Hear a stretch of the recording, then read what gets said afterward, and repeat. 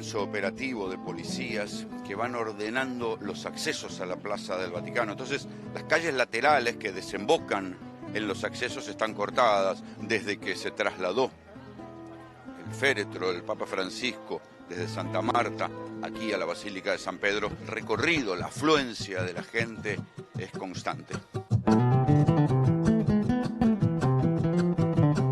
Este es el panorama en el ingreso a la Plaza del Vaticano. La gente, por supuesto, muy tranquila, las filas muy ordenadas.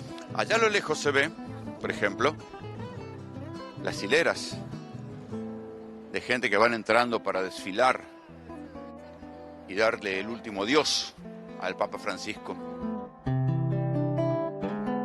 La cantidad de gente que sigue viniendo. Y esos son los que vienen. Y de este lado están los que esperan. Este caracol, esta hilera controlada por socorristas y gente de la Cruz Roja y de diferentes organizaciones gubernamentales, organizan esta cola que es todo ese inmenso caracol que desemboca allá. Allá a lo lejos tienen que pasar por esos detectores de metales y si uno lleva mochilas tiene que pasar por ahí como si fuera un aeropuerto.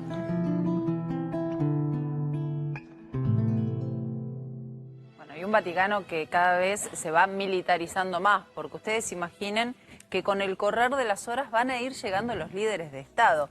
Rolando Graña, desde Roma. ¿Cómo estás, Rolo? Muy buenas tardes. Noches para vos.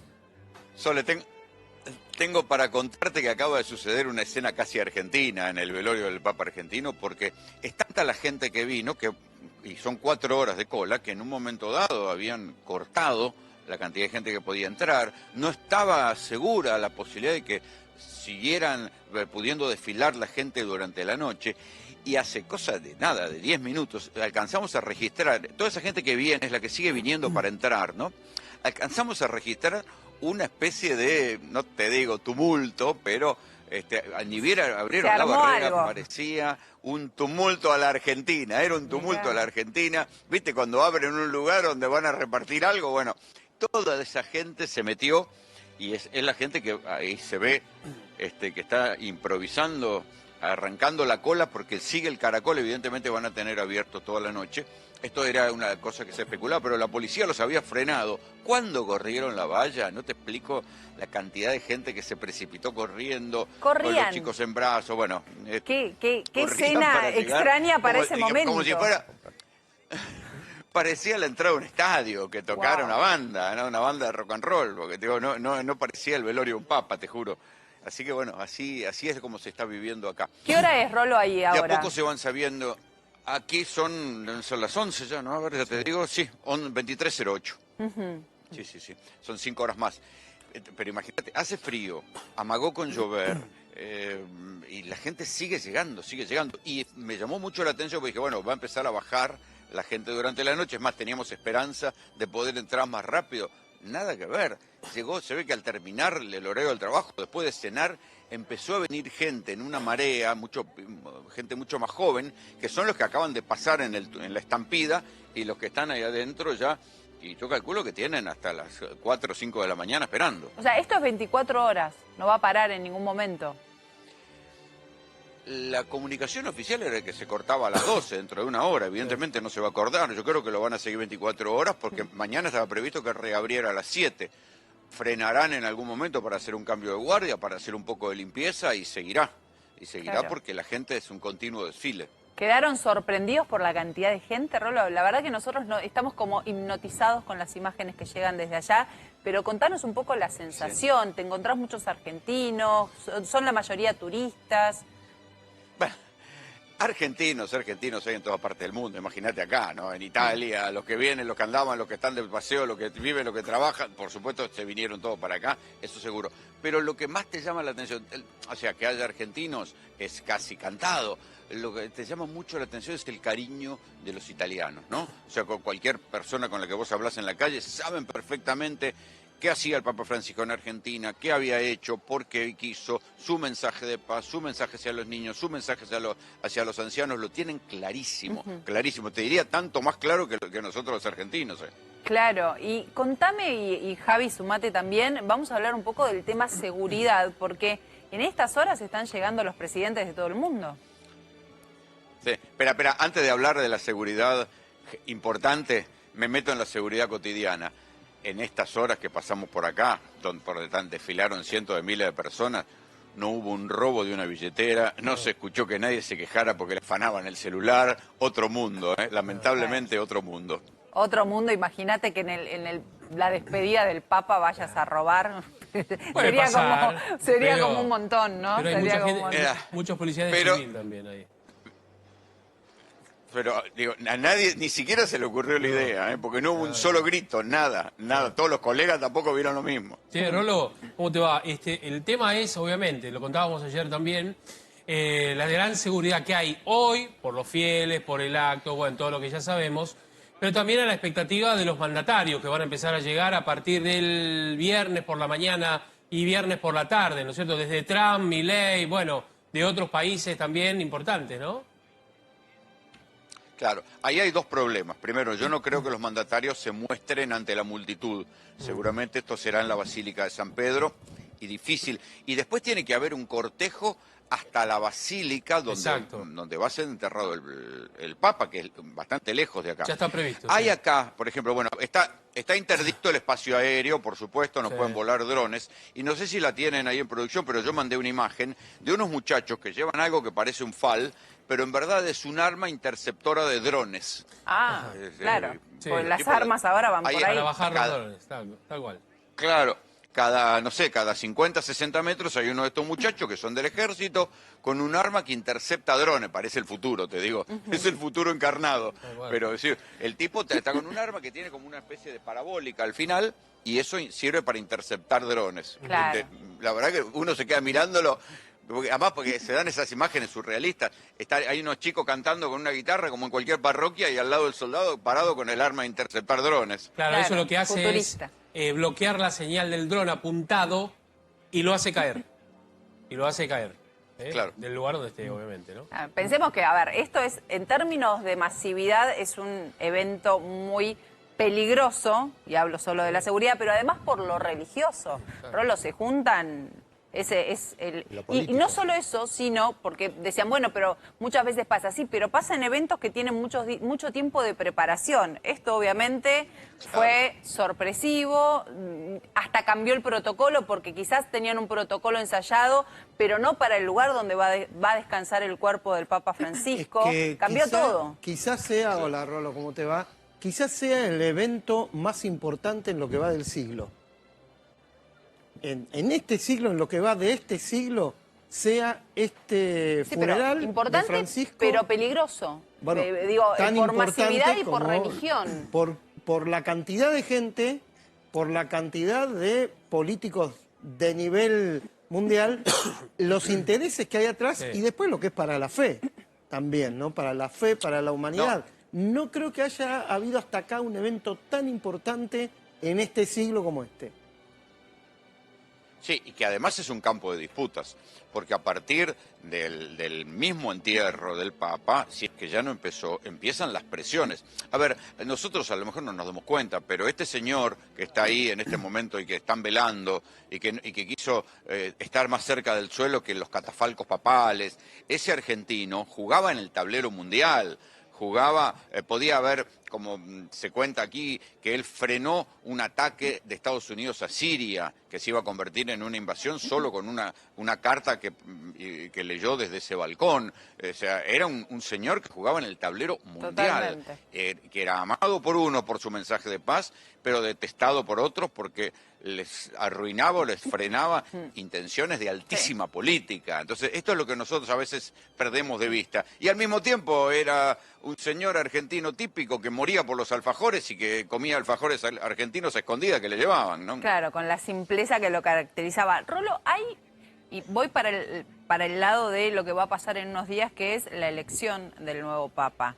¿Se vive esto con una cierta, no sé, me permito usar una palabra muy asignada a la política, pero ¿hay una cierta rosca también en este punto?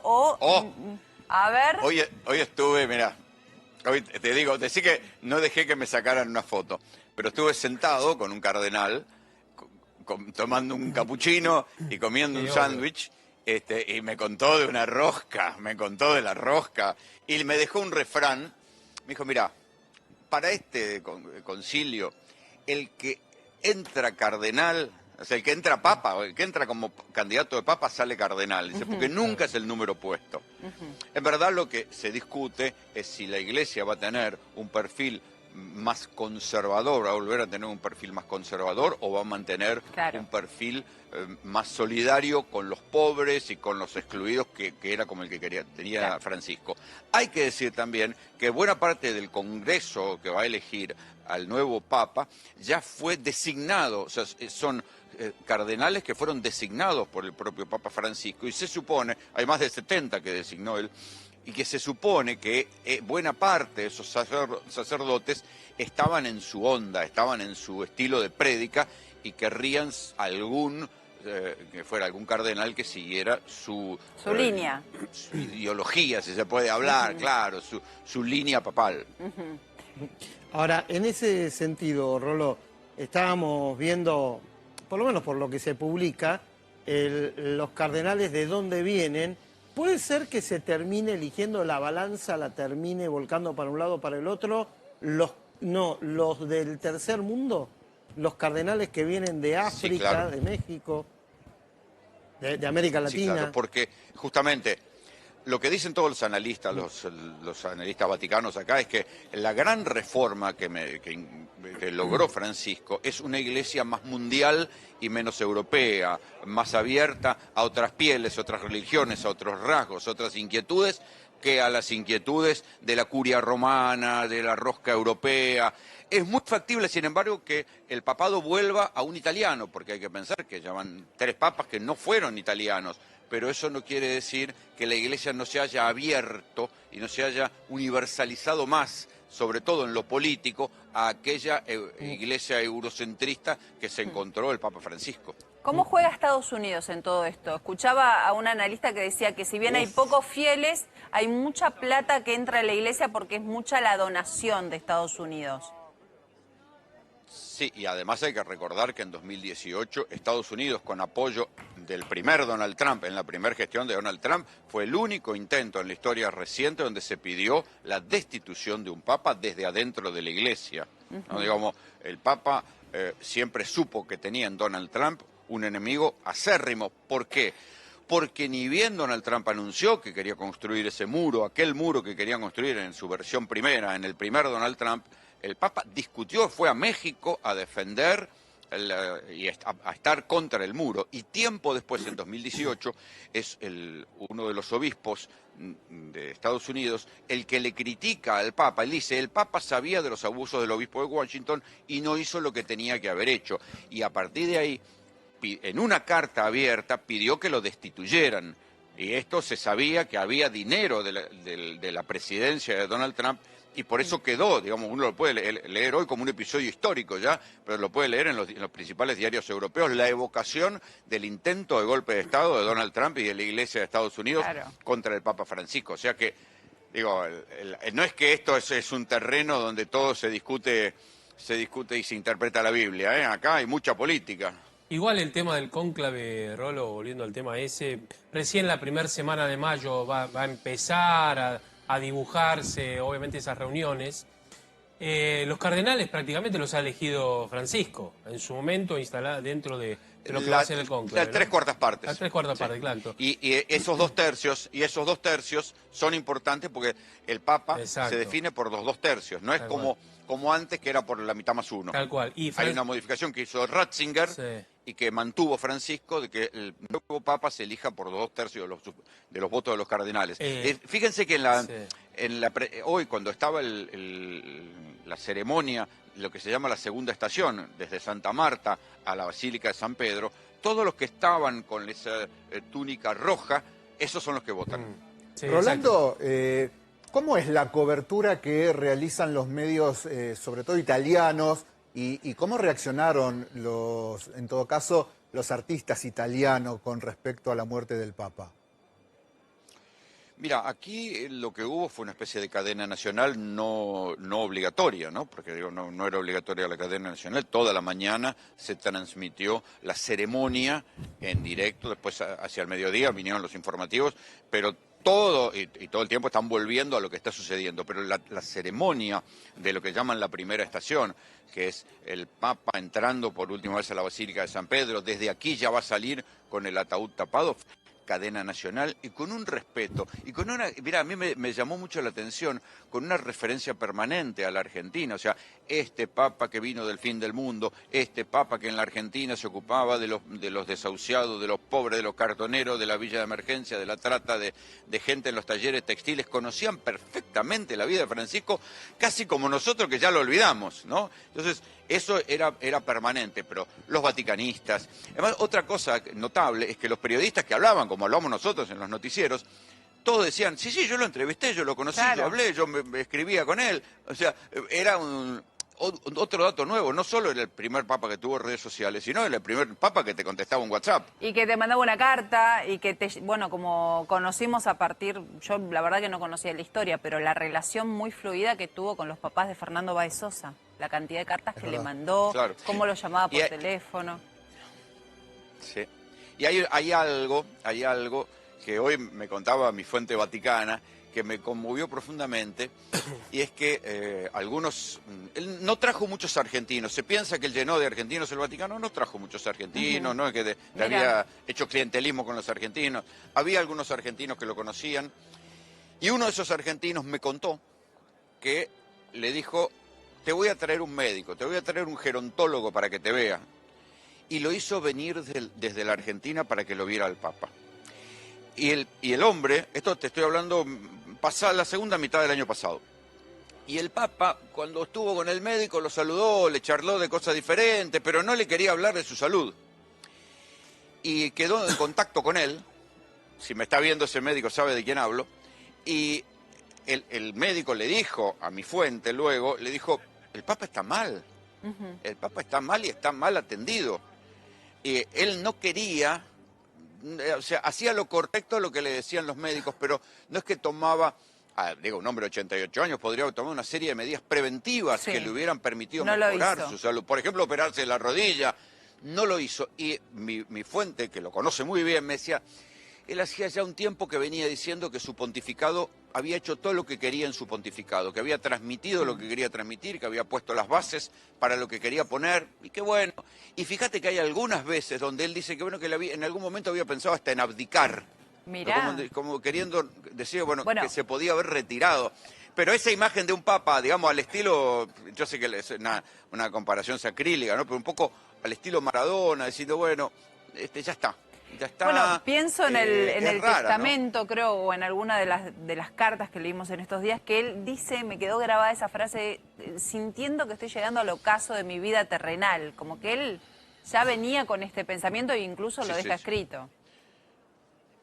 Sí, fíjate, en noviembre él dice el lugar donde quiere ser enterrado, da las instrucciones para que se modifique la manera de enterrarlo como papa, y ya desde antes venía con esta noción de, bueno, ya está, él había tenido una cirugía intestinal, le había pasado mal, y era como que estaba un poco enojado con la medicina tradicional, y decía, bueno, me contaba mi amigo, el Papa podría tener los premios Nobel de medicina, que lo atendieran gratis, y sin embargo, viste, eligió otra cosa. Está bien, sí, creía en los médicos, pero estaba como cansado, ¿no? Cansado, y había una parte de él dijo que sea lo que Dios quiera. Rolo, después del fallecimiento del Papa Francisco empezamos a conocer historias vinculadas a los milagros que se le atribuyen a él mientras era Papa. Sobre todo dos historias que están circulando mucho en las últimas horas de una nena que se llama Ave, que viaja en el año 2014 desde Estados Unidos con su familia, de tan solo unos meses, que el Papa le da un beso y que ella tenía el principio de una afección cardíaca y que cuando vuelven a Estados Unidos se cura. Y lo mismo pasó en el año 2021 con un niño también en una de sus audiencias generales de 10 años de Italia que se llama Paolo Bonavita, que tenía el principio de un tumor cerebral y después de un abrazo y un beso y una charla con el Papa finalmente se cura. ¿Qué se dice ahí en Roma sobre los milagros del Papa? Todavía yo no leí nada de eso. Se ve que todavía hay tanta rosca por Claro. dilucidar que todavía no llegamos a la parte de los milagros, ¿no? Claro. Pero lo que sí te puedo decir es que son impactantes. Cuando vos ves aquí en Italia, tienen obviamente un álbum de video, el Papa besando gente con pústulas, el Papa sentado como uno más entre los presos, el Papa abrazando a un pibe con parálisis cerebral. Te quiero decir, son imágenes que para alguien que se lo considera un rey en la tierra y un enviado de Dios, digo, son imágenes que han cambiado la manera de ejercer el papado. La cercanía fue absoluta. Roló, un gusto. Te extrañamos acá, un gusto hablar con vos. Todos los días vamos a hablar un ratito y todos decimos, anda pensando que nos vas a traer de souvenir algo. No te aceptamos. Mañana les prometo la iglesia donde va a estar el Papa y donde cualquier argentino que quiera venir a Roma va a tener que ir a ver la tumba del Papa Francisco. Te mandamos un beso grande, Roló.